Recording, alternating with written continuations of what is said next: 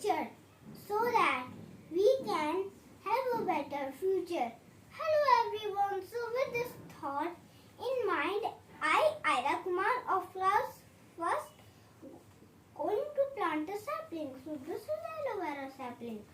Do you know why we have chosen this plant? Because it is a king of medicine plants. Inside the seed, all bundled up tight, a tiny plant grows, needing water and light.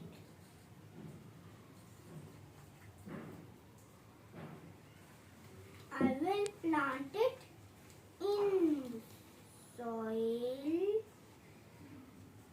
Let it catch the sun's glow. Then water it gently and watch the plant grows. So now I will tell you the importance of this aloe vera plant.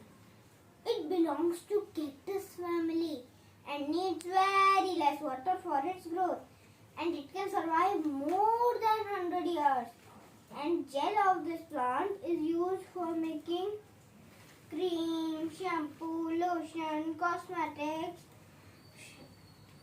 soap and baby products.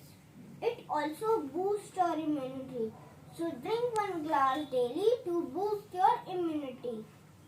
In the world full of red roses, be someone's aloe vera having more than 100 qualities of care. Thank you. Have a nice day.